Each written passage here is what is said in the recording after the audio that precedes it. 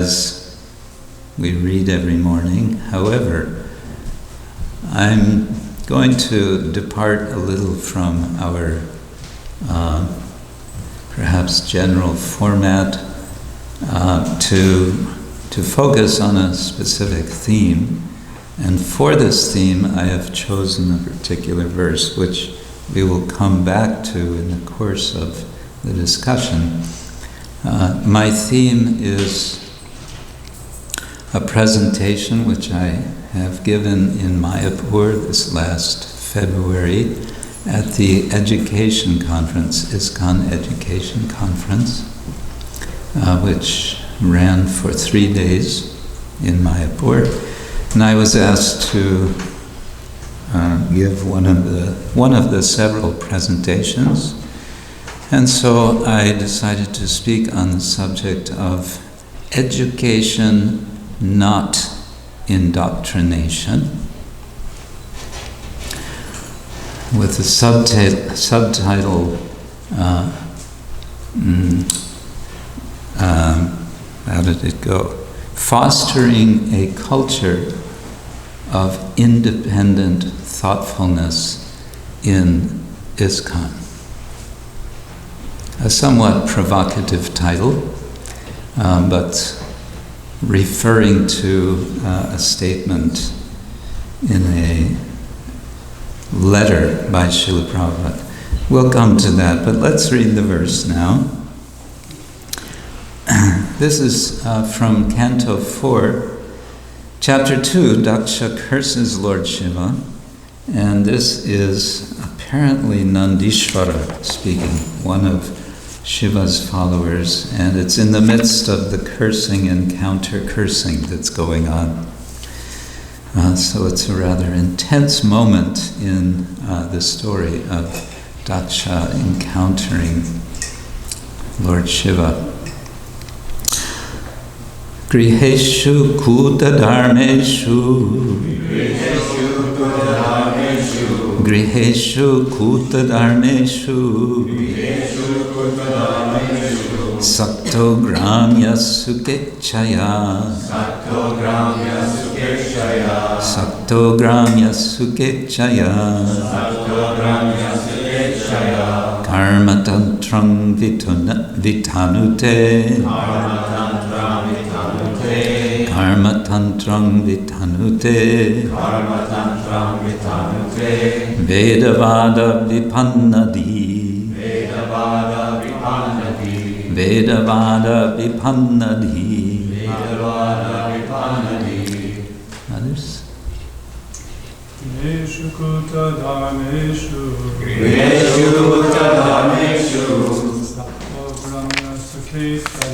Sakto gramya sukechaya Karma tantram vitanute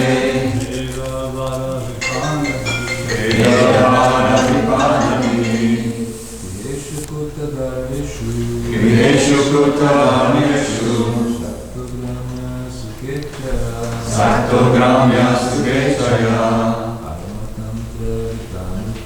Karma tantram vitanute Vedavada vipannadi Griheshu kuta dharmeshu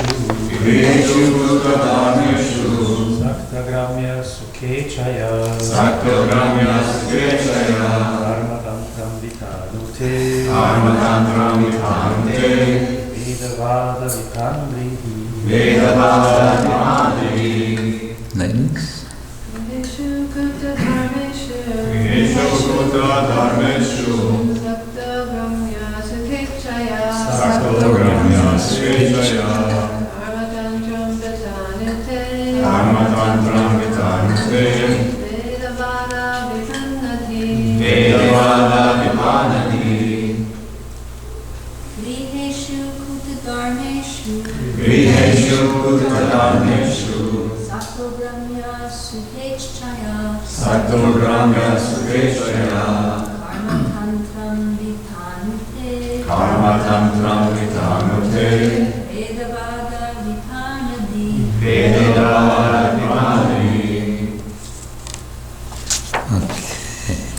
Griheshu, Griheshu, in householder life. in household life. Kulta dharmeshu, Dharmeshu, of pretentious religiosity. of pretentious religiosity.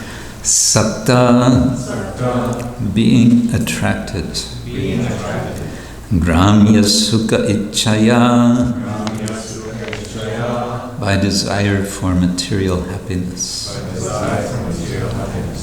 Karma tantram, Karma Tantram, fruitive activities. fruitive activities. Vitanute, Dhamate, he performs. he performs. Vedavada, Vedavada, by the explanations of the Vedas. by the explanations of the Vedas.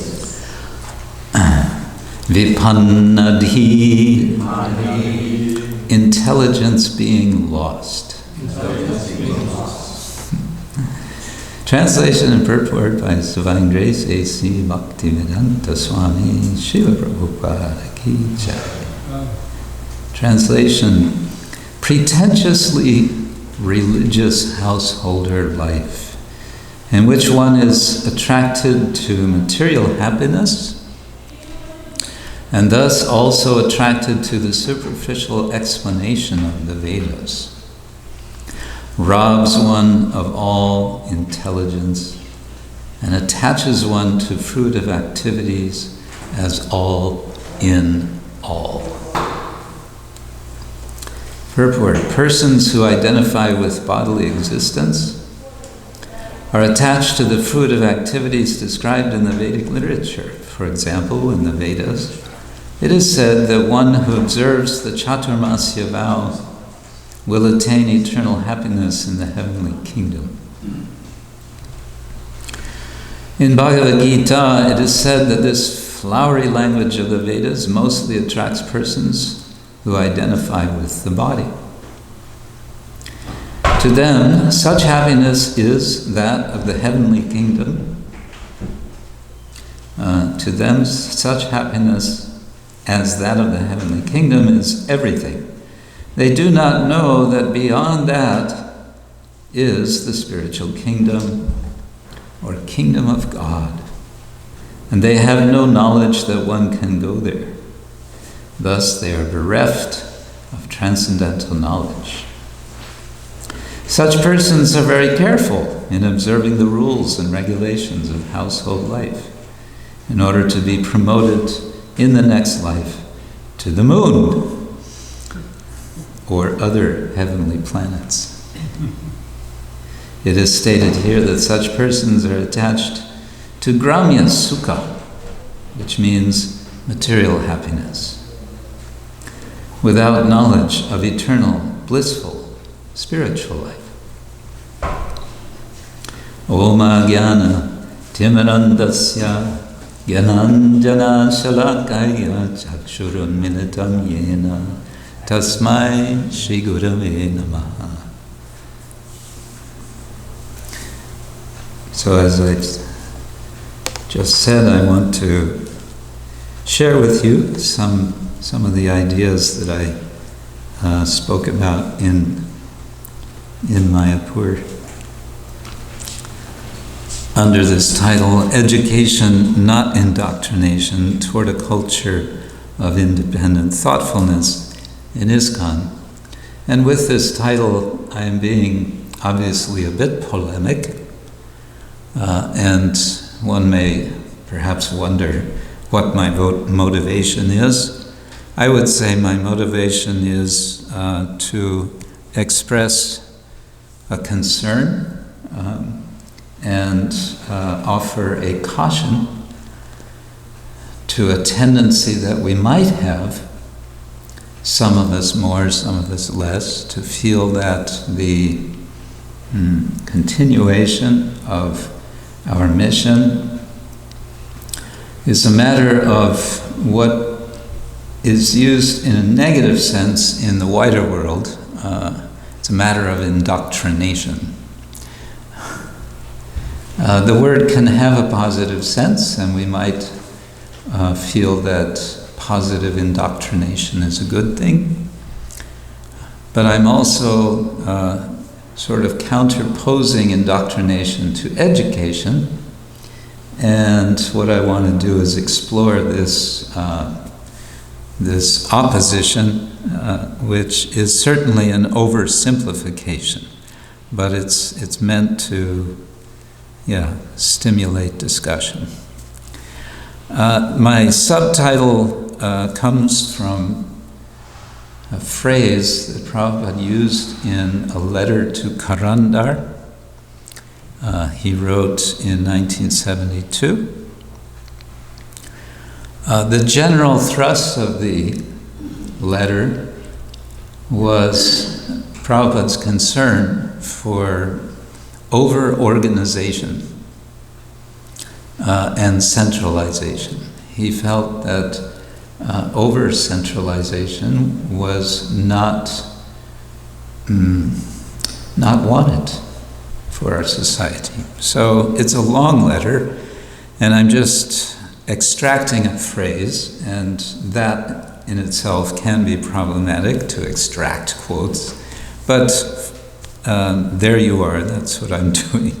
So Prabhupada said, Krishna consciousness movement is for training men to be independently thoughtful and competent in all types of departments of knowledge and action, not for making bureaucracy.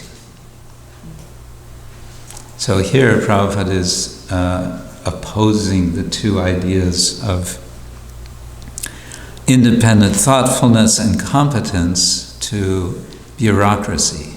He is concerned that bureaucracy is going to stifle the spirit of the mission, the spirit of spreading, expanding, and practicing the culture of Krishna consciousness.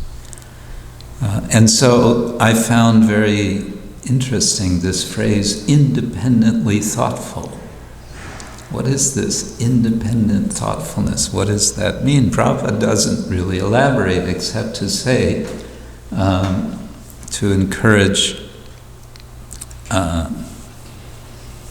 competence in all departments of knowledge and action. So he's suggesting, it seems to me, something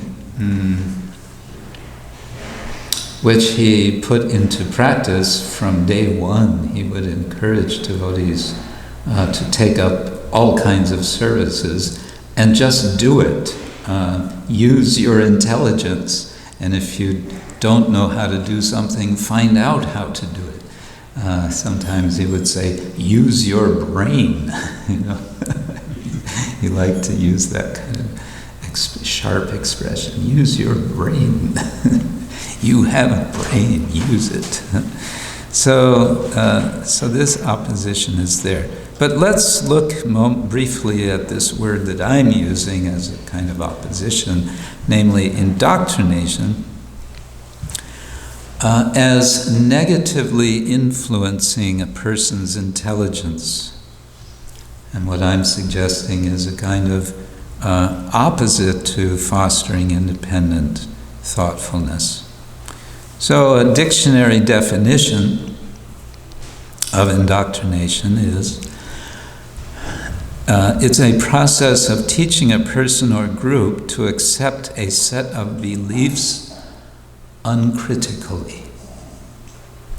Here the word uncritically is important, and I would argue that this is not what Prabhupada encouraged. He did not accept the uncritical, he did not promote the uncritical acceptance of belief. In fact, he didn't very much like the idea of belief. He said beliefs you can change from one day to the next. We're not interested in belief as such.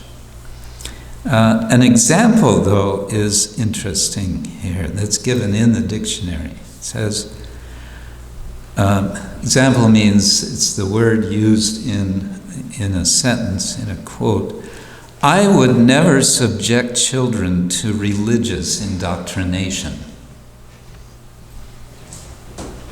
So this, you could say, is being spoken from a secular point of view, but this is how a vast number of people might express themselves if they're thinking about indoctrination. I would never subject my children to this religious indoctrination.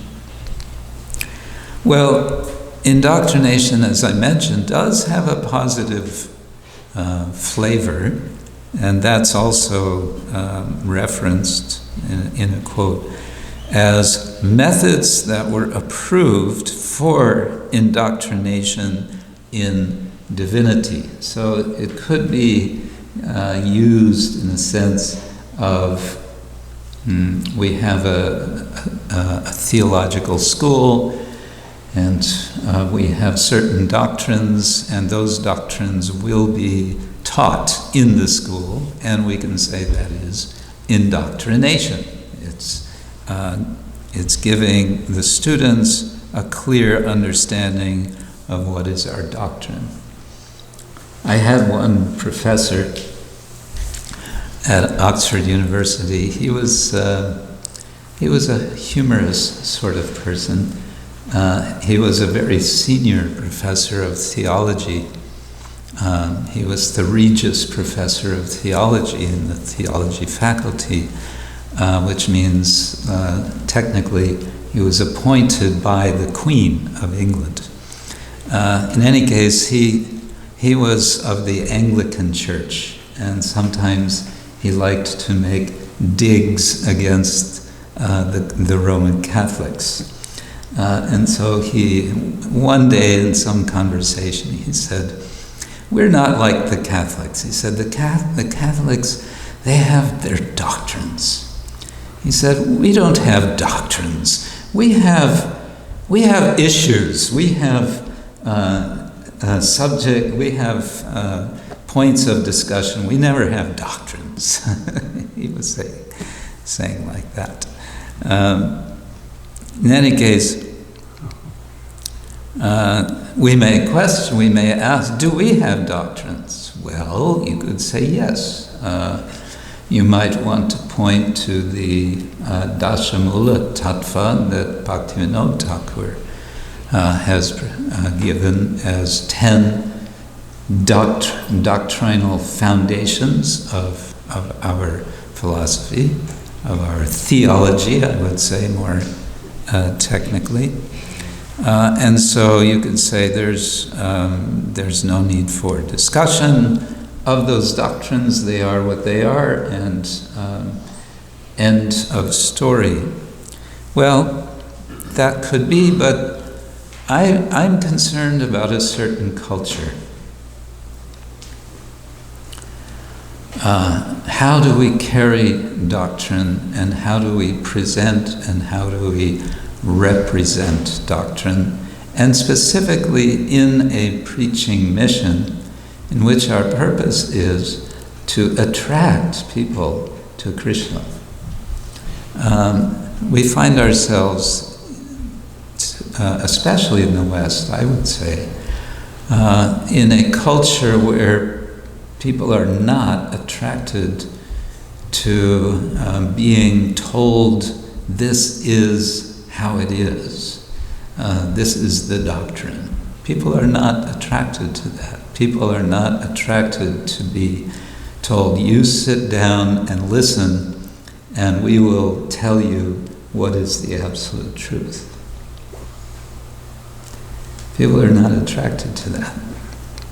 There's a long history to why this is the case. It goes back, you could say, to the so-called Enlightenment, but that's another subject. What I want to suggest now is to sort of heighten this contrast I'm making between education and indoctrination, to give specific bullet points of contrast. So I have, first of all, under education, the notion of intellectual stimulation.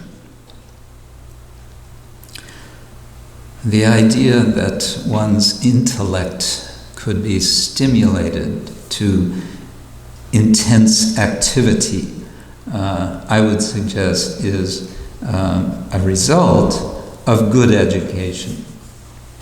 In contrast to this in indoctrination, rather than intellectual stimulation, there is what could be called intellectual abuse.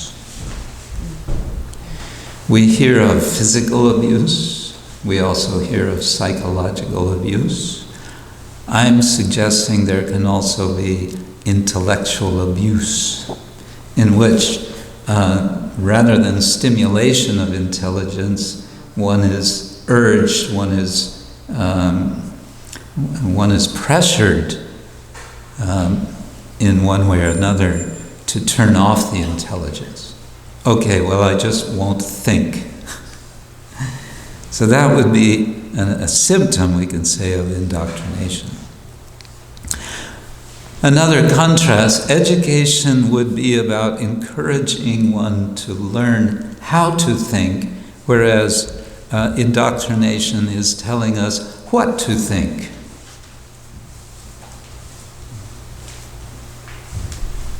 You see the difference. Another contrast would be between what I'm calling intellectual and epistemic humility. The word epistemic, epistemology, do you all know that word? No. Epistemology is the study of the process of how you come to know something.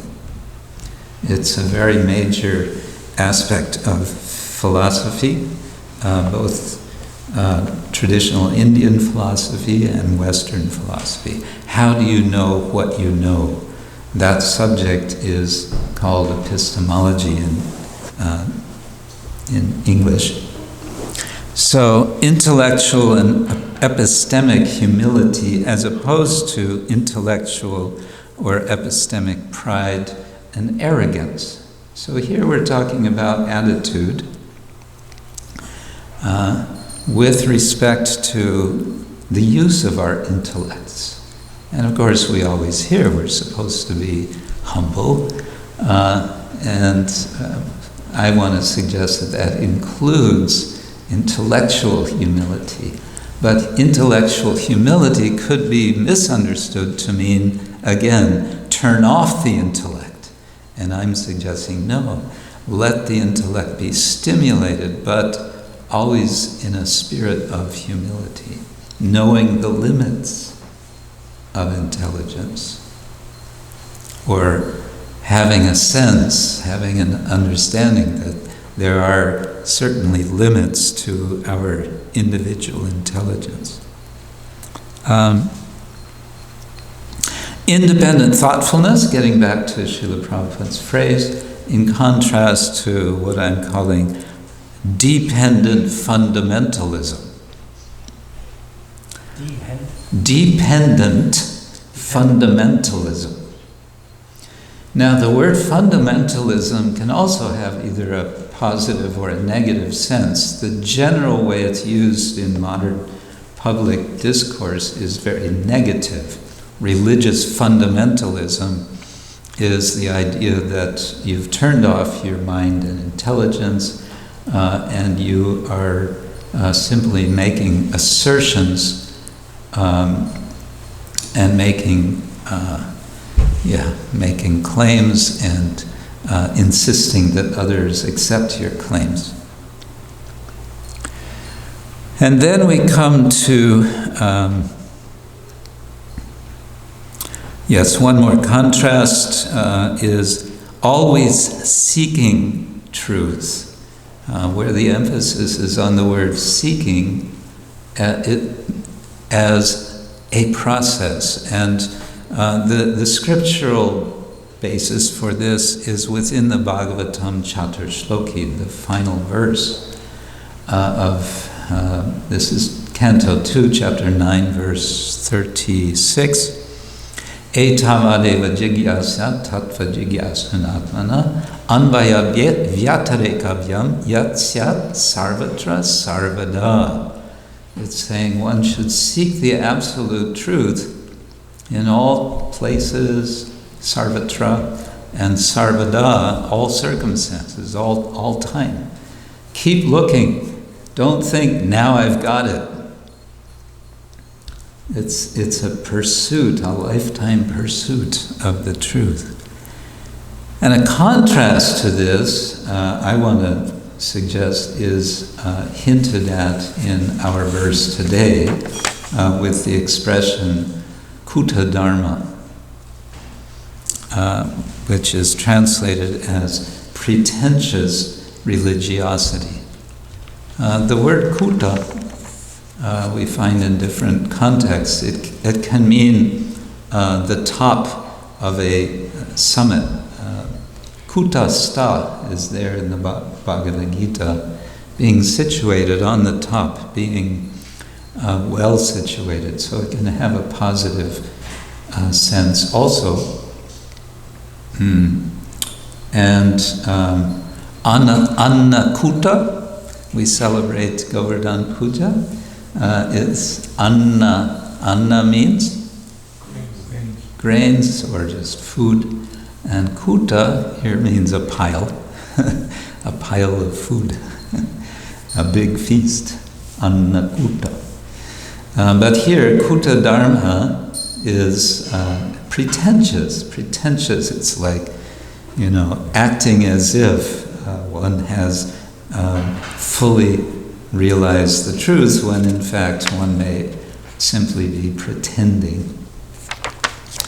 And then one more contrast I would suggest is, on the positive side of education, a pursuit of depth and integrity of character, in contrast to the indoctrination, negative idea of superficiality, which is also expressed, it seems to me, in this same verse with the phrase Veda Vada Vipannadi.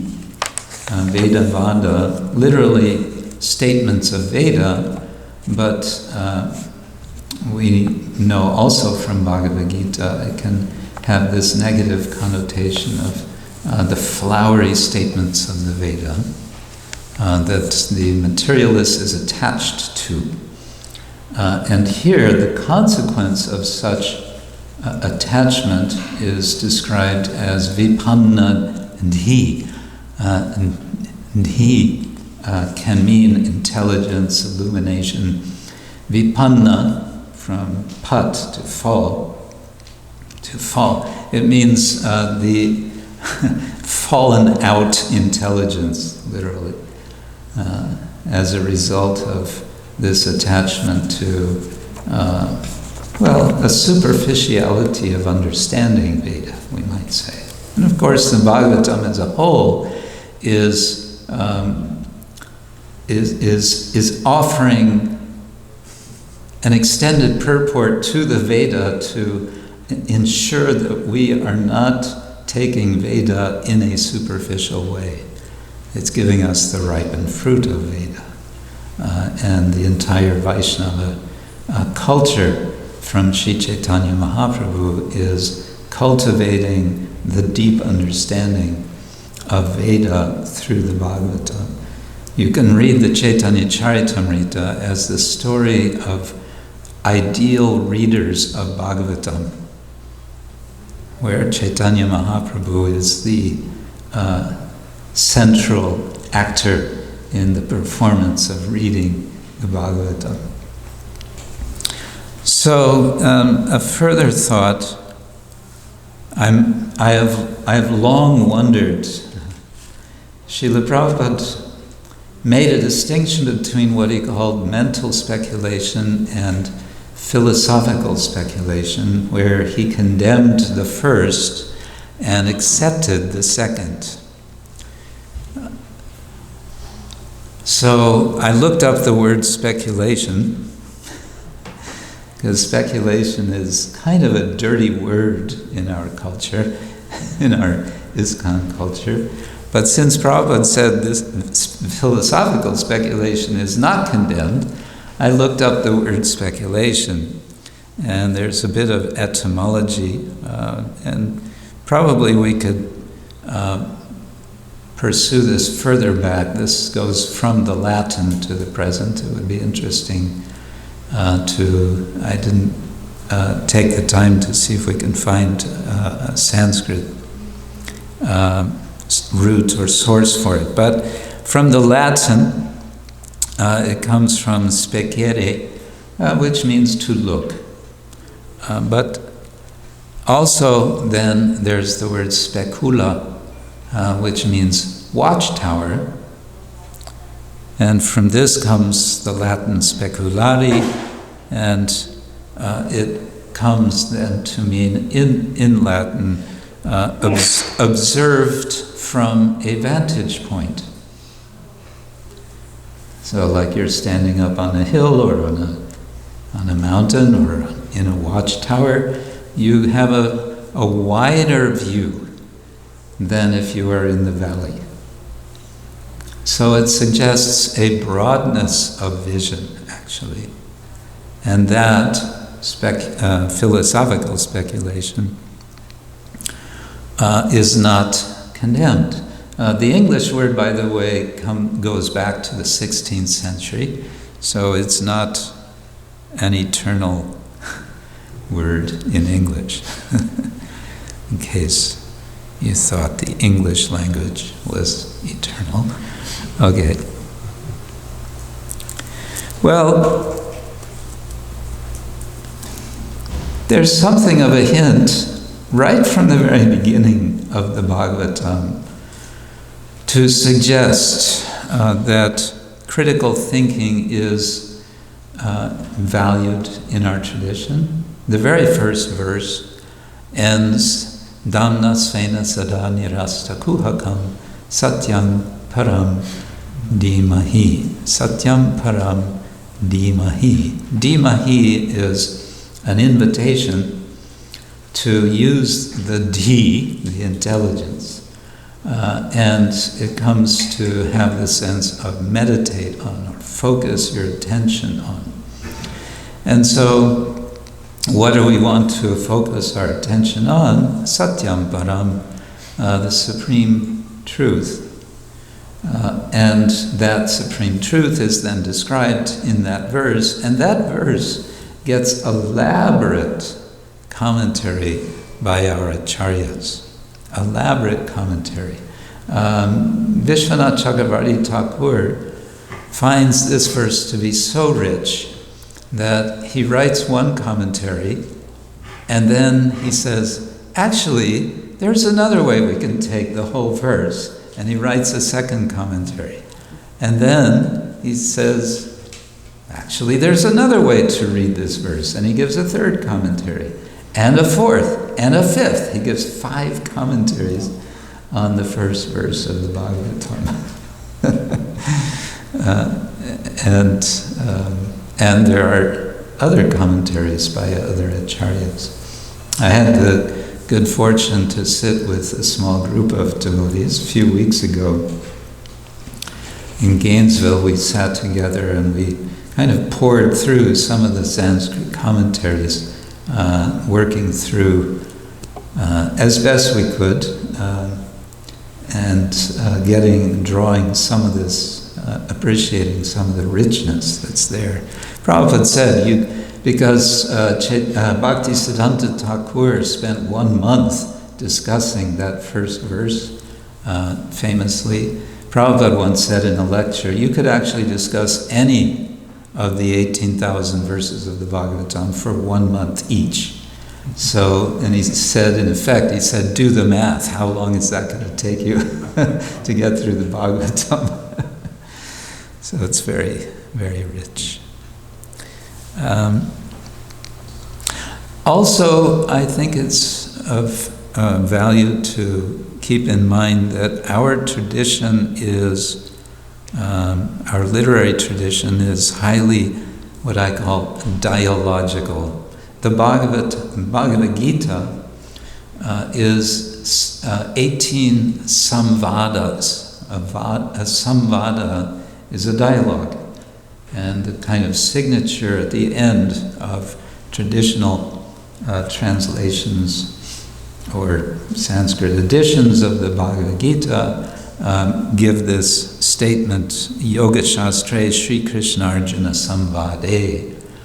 Samvada, this is a dialogue.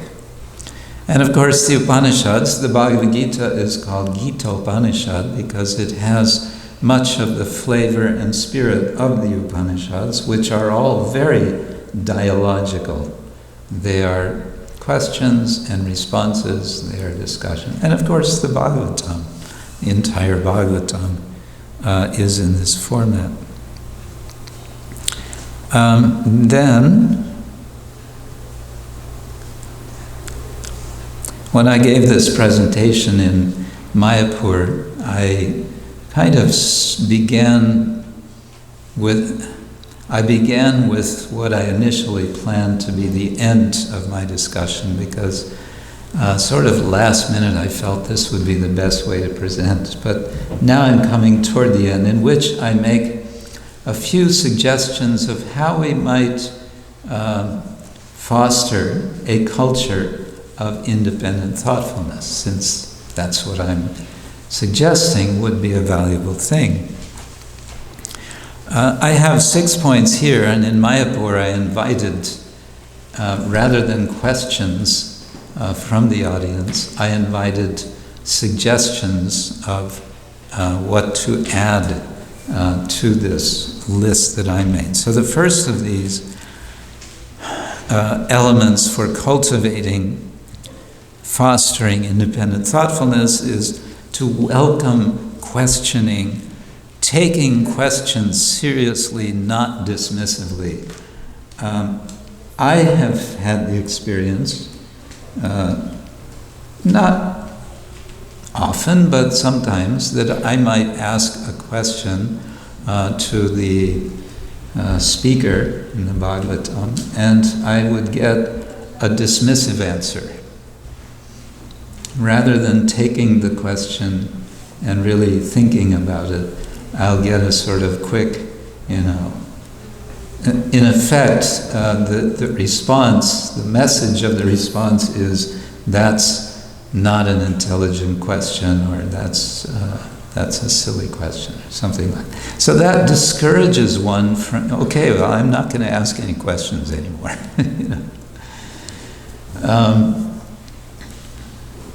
So to encourage questioning means to take questions seriously, even if they are silly questions. And then one might say, well, that's kind of a silly question, but here's why I think it's a silly question. So you're honoring the questioner in that way. And of course, this is not just in the context of lectures and classes. Also, encouraging debate. We have from ancient times in India, a rich tradition of debate, which is elaborated in Nyaya Shastra. There are different types, different qualities of debate. There are methods of debate. And the outcome of the debate should not be pre-rigged. It shouldn't be that we come to the conclusion that we want to come to in advance. That's not a real debate. A real debate is open-ended. And if someone brings stronger arguments, or what seem to be to us stronger arguments for something that we feel, wait, that's not our doctrine, then okay, so be it, and let us then go back and do our homework to consider how to more strongly debate our doctrine, if that's what we need to do.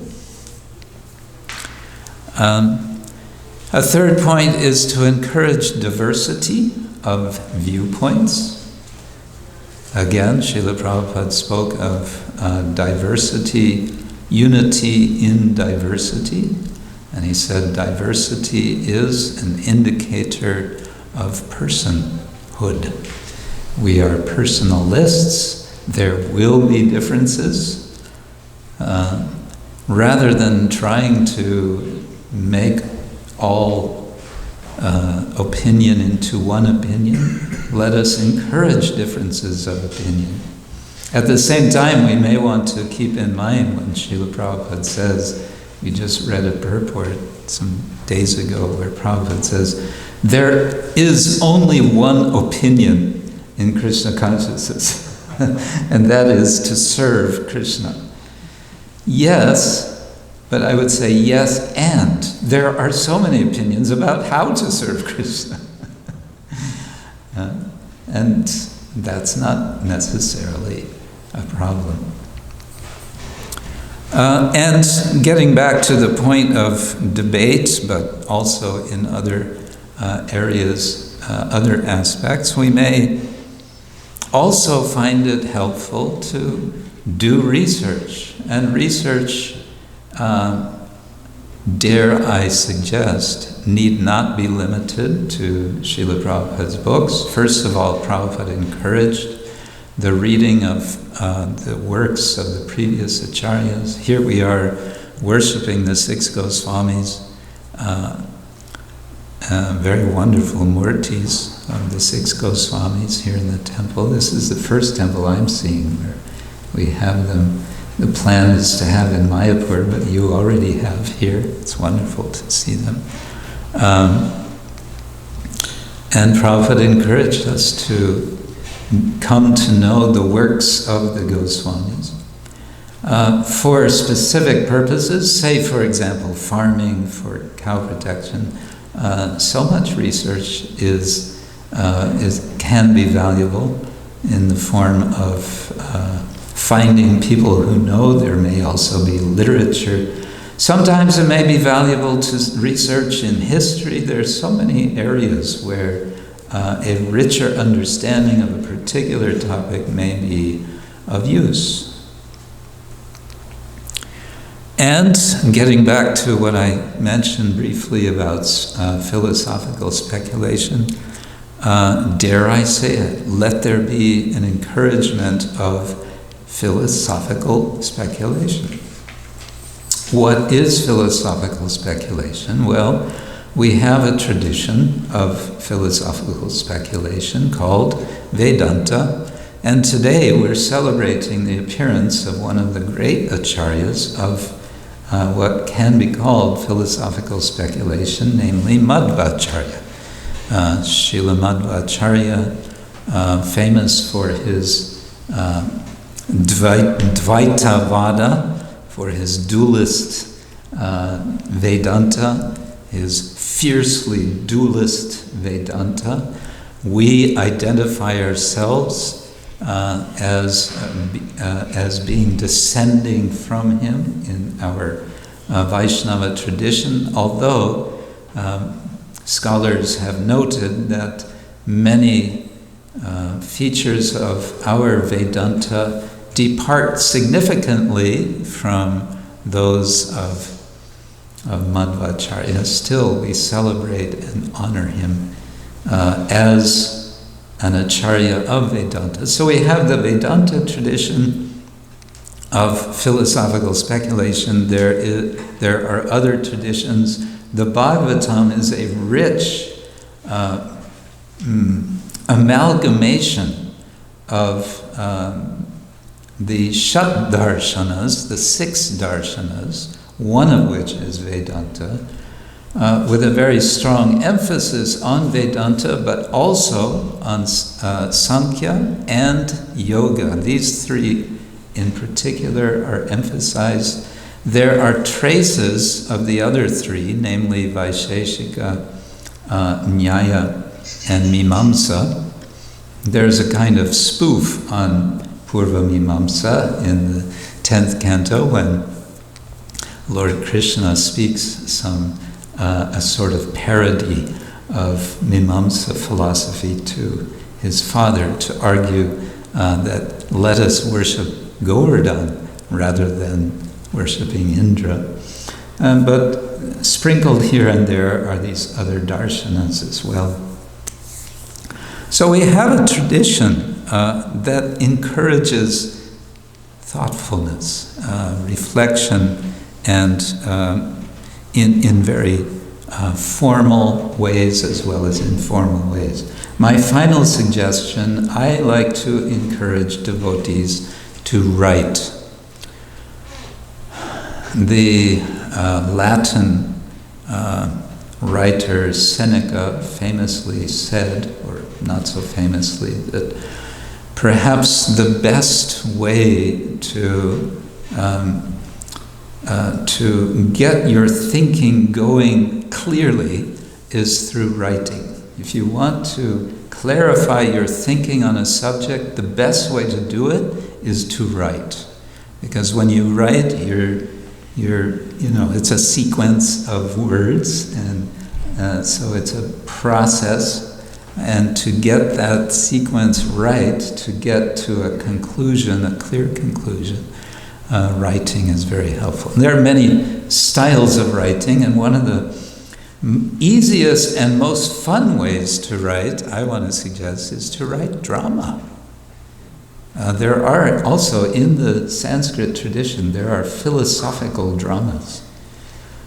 Actually, the Chaitanya Chandrodaya Nataka, in some respects, it has philosophical aspects to it by Kavi Karnapura. So these are a few thoughts. I'm hopefully being a little bit provocative, and I'm hoping it will lead to further reflection on just how do we cultivate a sense, a culture, how do we foster a culture of independent thoughtfulness, and why do we want to do that if for no other reason? Srila Prabhupada said that we want to attract the intelligent class of people. And we will not attract the intelligent class of people if they see that the use of intelligence is not encouraged. Now that may seem obvious, but oddly enough, we find that it's not so obvious in our society. Rather the opposite. And perhaps he wouldn't mind me quoting him, Shesha Prabhu, the Minister of Education, GBC Minister, after I gave this talk in Mayapur and we opened for questions. He raised the point, he said, it seems to me that as we see our society now, there is a tendency to attract people, some people, who want to be indoctrinated. How do we change that? My answer was, we have to start by talking about it. We have to begin by understanding or appreciating that a change of culture is valuable, is beneficial to all of us. And that's what I want to suggest. Hare Krishna. Grantaraj Srimad Bhagavatam ki. Hare Krishna. I guess we have 2 minutes for discussion. Sorry. We can go longer? Okay.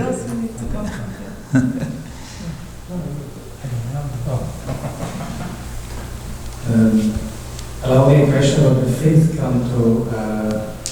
My experience is that you sort of have to turn off your mind, because if you look into the universe, it doesn't look like it is in the 5th canto, and you cannot but just turn off your mind and say, okay, I have perfect senses, and that's why okay, let's stop thinking about it. How do you get over that? Repeat the question. The question is, what about when we encounter description of the universe in the 5th canto? Don't we have to kind of turn off our mind or intelligence when we read that, because it doesn't... Well, that was not the response of Sadaputta Prabhu. Rather, he took it as a challenge, and he wrote extensively on exploring ways. He was very much speculating. His books are highly speculative, but in a way which I think we could say is philosophical speculation, in the sense that he wants to respect the tradition. He doesn't want to say this is all bunk. He says, let's take this seriously and see how we might understand it. Also, now I make a little plug for a book that I was a co-editor of. We have a book which you may not have heard of. It's called The Bhagavata Purana. It has a subtitle, Sacred Text and Living Tradition. It's published by Columbia University Press, and it is consisting of 12 articles by 12 different scholars, plus a rather comprehensive introduction. And most of the scholars are devotee scholars. The others are all, I would say, seriously sympathetic to the Bhagavatam. And thematically, they have addressed 12 different themes about the Bhagavatam. And one of the articles is about this description in the 5th canto. How do we take this? How to understand this? So he offers one way of approaching the 5th canto, which I would say is not about turning off the mind and intelligence, but rather showing how to appreciate it as a form of meditation. So, yeah, that's how I would. One could say more, but yes, Gaur Shakti, I think you wanted to say. Yes, Okay. I've got 2 questions, Maharaj. Do you have a simple code when you know you're drifting from philosophical speculation to mental speculation? And secondly, could you give us some real live examples of philosophical indoctrination that you still see? A quick code for going from drifting from philosophical to mental speculation. I wouldn't say that it's a hard and fast border. I think part of the process of reflecting, using of intellect, is to try to see where that border is. The general fields Prabhupada was defining, as I understand, was mental speculation it's a drift from Shastra. It's not, there's no anchor in Shastra, and it is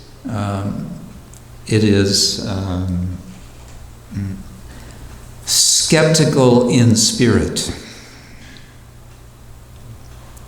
And so it is skeptical of any doctrinal claims. Whereas philosophical speculation is the more humble spirit. It is not speculative, it is not skeptical, and it is always seeking confirmation and deeper understanding of Shastra. So we have, from Narottam Das Thakur, we have this kind of formula, I might say, Sadhu Shastra Guru Vakya Hridaye Koryo Aikya Satatamba Jivo Prema Maje, where he says, I am seeking Aikyam. Aikyam means literally singularity. It comes from the word Eka, one. I'm pursuing Aikya, singularity, from the many statements that I hear and read from Sadhu, Shastra, and Guru. I'm getting all of this instruction and guidance, and I want to I want to capture, I want to get what is the singularity here in my heart. And I want to live by that. Satatam bhajibo prema majje. Then I will constantly float in love. Prema. So that, you can say, is the final test for devotees. Is this bringing me more prema? Is this leading me to feel more attraction to the Lord?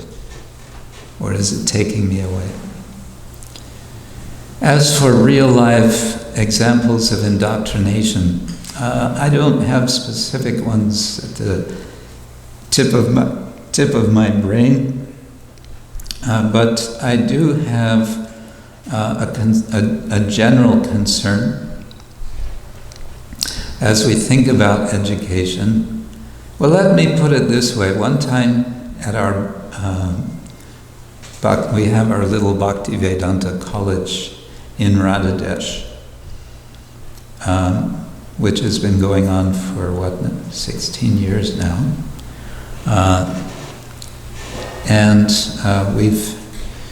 we've had affiliation. At present, we are not with the same affiliation for no fault of our own, but we had affiliation with the University of Chester so that we could have students who would do a 3-year course in Vaishnava theology and get a real diploma from the University of Chester. Well, we've had students from over 35 countries, and all in all, it's been really very successful for those small numbers of students that we've had. But we had one student who came away very disturbed, and he wrote about his disturbance. He felt it was a terrible thing what we were doing. Why? Because, well, we were discussing modern ideas. We were having students read various articles from contemporary scholars on different subjects, things of that nature. And he felt that this was a complete deviation from the whole mission of Krishna consciousness. And our feeling was, well, maybe he should have just not come at all to our school. Maybe he should have gone just for some other sort of courses that various devotees might offer, and that would be okay. So that sort of mentality, I think it's unfortunate, because again, if we want to attract intelligent people, we need to have a certain kind of openness. What sort of openness that is, that's something we're trying to develop in such places as Bhaktivedanta College. We are Bhaktivedanta College. We're not just, any other college. And we are next door to Radhadesh Temple, and students are, encouraged to be in that culture, to participate in that culture of Krishna consciousness. And, the college has a library with several thousand books, not only Srila Prabhupada's books, dare I say. And Prabhupada also encouraged that once. I think it was in Bombay. He said, you should have a library with all the literature of the tradition, Vedic tradition. I think he wanted to exclude Shankaracharya. We don't exclude Shankaracharya because we say, if we're going to argue against Shankaracharya, we have to know what he says. And that means not just reading what the Vaishnavas say that he says, it means reading what he says. That's a bit, radical, but if we're going to be taken seriously, that's required. Yeah. Yes, of course. Hey, I'd like to thank you. That was a very interesting point you just made. I want to make an observation on Jarabu's excellent question. Yes. I think that that's an issue for the vast majority of devotees in ISKCON. In fact, the way you phrased it, you referred to the fifth canto as only containing this structure of the universe type issue, but that's only a small portion of it. I want to juxtapose that to what Srila Prabhupada established our Mayapur Center as the international headquarters. Mm-hmm. And he instructed his disciples and followers to make a huge temple. And he didn't name that temple Radhamadhava Temple or Panchatattva Temple. What did he call it? The Temple of Vedic Planetarium. Mm-hmm. And he instructed that in the main dome there be a huge chandelier that depicts the structure of the universe. Specifically so that people will come in and try to understand the Vedic perspective on this topic. Yeah. And he's like, just like put it right in everybody's face, so to speak, just right front and center. Yeah. But on your last point, when you're talking about studying the works of Shankaracharya, that's not for everybody. No, it's not. In fact, And neither is Bhaktivedanta College for everyone. yeah. And neither are, yeah. I recall Srila Prabhupada writing it something, I can't quote exactly, but he writes something to the effect that if one takes an understanding of Shankaracharya's philosophy, one can fall down even from the position of prema. I think he even said Mahabhagavat. It can cause one to fall down from that platform. So we have to be very fixed in our Vaishnava understanding to even look in that direction. Yes. Yeah, both of these are big topics, and I don't want to be dismissive of your comments. I just was preaching against being dismissive. And at the same time, I'm thinking we need to also respond to other points. A small point on the TOVP, which I just learned very recently. Prabhupada named it the TOVP because you couldn't legally name it as a temple and get building permission at the time. Now we have a new chief minister of West Bengal, but under the communist government. In any case, Prabhupada was, he was thinking, how do we get this thing built? Yes, I recently was given a book by an agricultural professional who was a county extension agent,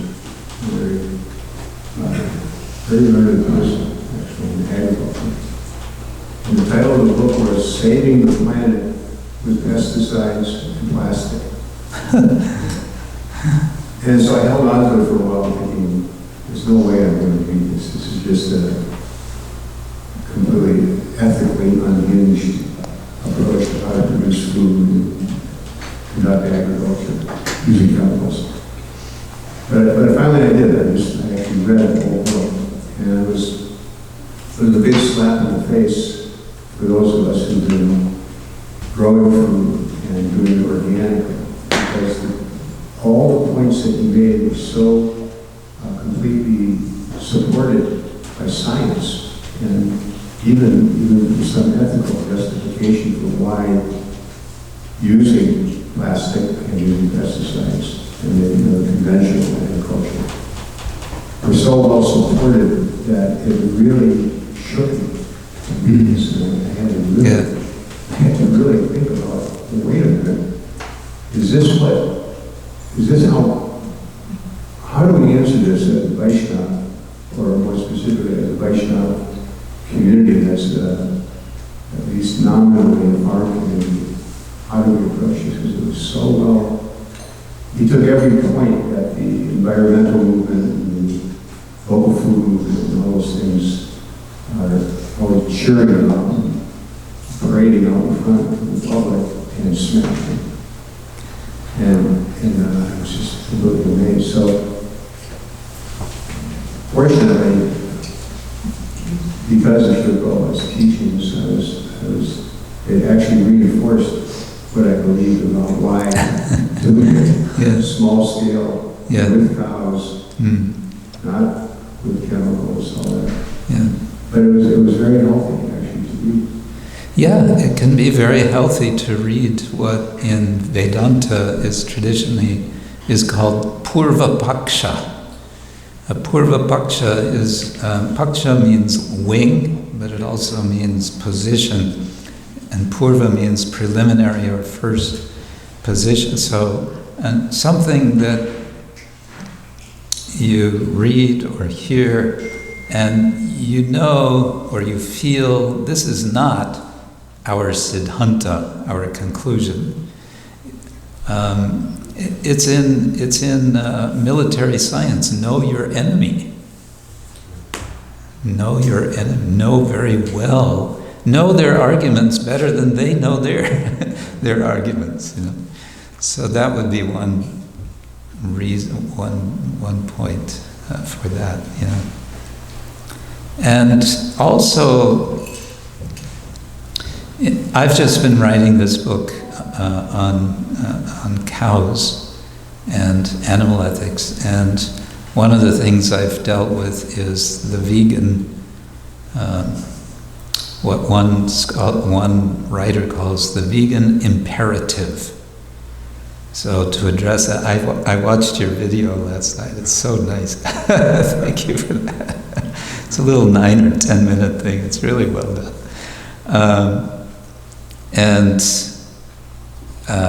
So one thing I've said in the book is the vegans have some really good points that Vaishnava is actually Hindu, because I'm writing about Hindu animal ethics, can learn from. So step one, I find, in dealing with a Purva Paksha or another position is, first of all, see what is there that you can appreciate and genuinely value. And this can then put you in a stronger position to say, yes, this is all really good, and actually here's one aspect of what you say that I can take on board. However, you have not considered X, Y, and Z, you know, for example. That's one way you can approach it. Yeah. Yes, Revati Maharaj. Speaking Maharaj is very thought-producing. But I notice the tendency for managers who have a responsibility to get so much done, and so that weight is on their shoulders, and then the tendency is to find those people who vision of how to get the job done aligns with their own, and to not engage others who may have more independent thinking or a separate idea about how to do it, because they have that responsibility, and so they want to find that person whose vision aligns only with their own. So could you please speak about that a little more, like for managers, how to encourage independent thinking and be able to perhaps get a better result than they might have imagined if they could allow people more autonomy in achieving the goals? Yeah, big subject. That's a whole seminar in itself. Let's start with our understanding of Varna. And we may say, you use the word manager, so we may give them the label Kshatriya. And of course, the model of governance for the Kshatriya is the monarchy. The model of, I think it was Sri Dayananda Maharaj made this point many years ago, there's a model of governance for each of the varnas. And the model of governance for the Brahmins is, what's the word? Anarchy, yes. It's anarchy. Try to organize Brahmins, it's like herding cats, right?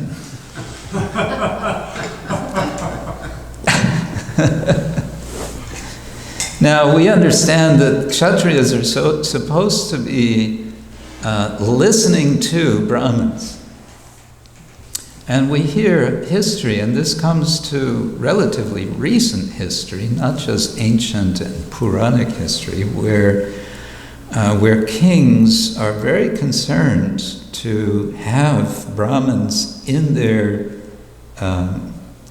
kingdoms, in their realms, because they know if we don't have Brahmins, everything's going to fall apart. And so they'll do everything they possibly can to allure Brahmins. And where there are competing groups of Brahmins, they will stage a debate in the king's court. And whoever wins that debate, those Brahmins are welcome in the kingdom, and the others, you can find some other place to live. So the stakes were high. Yeah. Well, in the last 3 days of being here in New Vrindaban, I'm appreciating many features of New Vrindaban, and I'm also thinking what New Vrindaban already has, but is perhaps not fully utilizing, is its Brahmins, by which I mean more specifically sages. You have sages here. And you could have more sages, but they need to be listened to. If they are not listened to, they'll go somewhere else. But what I'm suggesting more broadly is, indeed, there is need for Brahminical space. There needs to be space for Brahminical culture in the sense of intellectual culture. And that's what a few devotees around the movement are trying to do. Prabhupada instituted Bhaktivedanta Institute. Another thing I found out after how many decades is Prabhupada was not limiting Bhaktivedanta Institute to the hard sciences. He was wanting that all areas of scholarship be included in that. Over the last couple of or decade and a half, or even 2 decades actually, even more, gradually some devotees, feeling a need because of their nature, have taken up academic study and are trying to see how to develop a more how to make institutional space within our society for that kind of activity. It's very uphill because, indeed, as you say, the managers feel there are pressures, there are things that need to be done. But unfortunately, what's happening as a result is that the society is tending to be Vaishya-driven from the perspective of money, rather than being directed by Brahmins. Rather than being directed by Brahmins. Now, there's an attempt on the level of the GBC to do something about this, we have the Shastra Advisory Council. You may or may not know that it exists, with some very qualified people on this council to take specific questions that the GBC have given them to research deeply, to research threadbare, and then come up with papers, conclusions. That effort has led to a process which is now happening to develop a course, and it's a course in the subject of, here comes another big word, hermeneutics. Sorry about that. Hermeneutics means the study of interpretation. How do you interpret Shastra? And this is becoming a very big project because it turns out it's a big subject. And the idea is to facilitate devotees to, in a more refined and expert way, when questions come up from Shastra or Sadhu Shastra Guru, how do we best deal with these?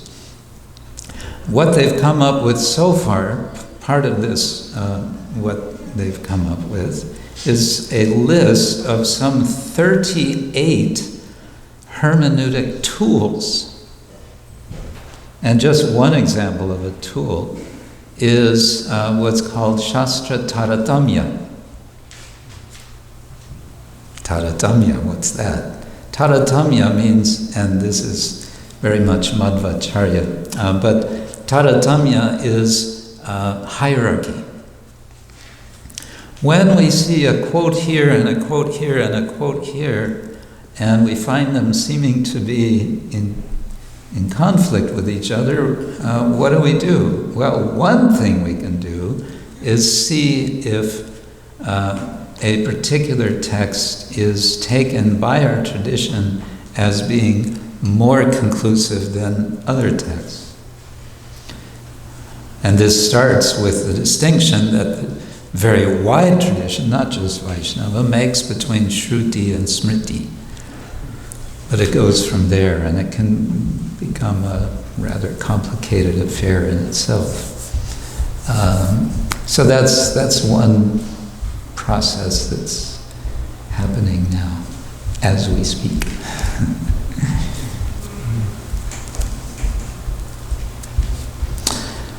Hare Krishna. So I hope this has been some food for thought. Thank you very much. One last comment that I took away from the Farm Conference.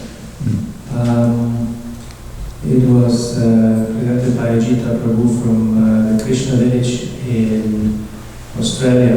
Yes. And he mentioned that we have to soak the newcomers in Krishna environment without actually preaching to them. Not giving them conflicts and not going mental, not going concepts, not telling them why we do, attacking them with our philosophy, drowning them in conflicting ideas, even between different devotees, telling them different stuff and confusing them completely until and then they leave. But just soaking them in this environment where they just chant before they eat, they come maybe see the deities. They actually see us doing things. Yeah. Can you give a brief comment on that, please? I think it's a wonderful comment from Ajita Prabhu for a particular phase of what we call preaching. And I would say, I would put a footnote to it and say, if you see amongst the group someone who is particularly inquisitive, asking questions, don't frustrate that person by saying, no, just chant Hare Krishna, because that person might then lose interest that you could otherwise spark by saying, oh, that's a very good question, let's talk about that. So I would say one size does not fit all.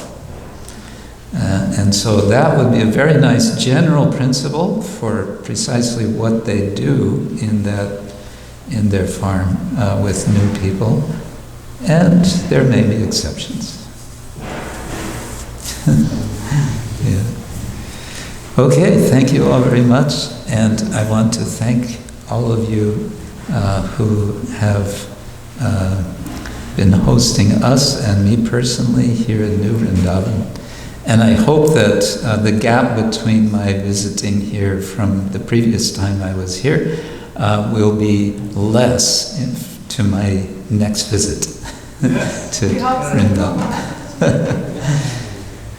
New Vrindavan Dham ki, Shri Radha Vrindavan Chandra ki, His Holiness Krishna Ksetra Swami Prabhu ki. Srila Prabhupada ki, Gaur Premanande.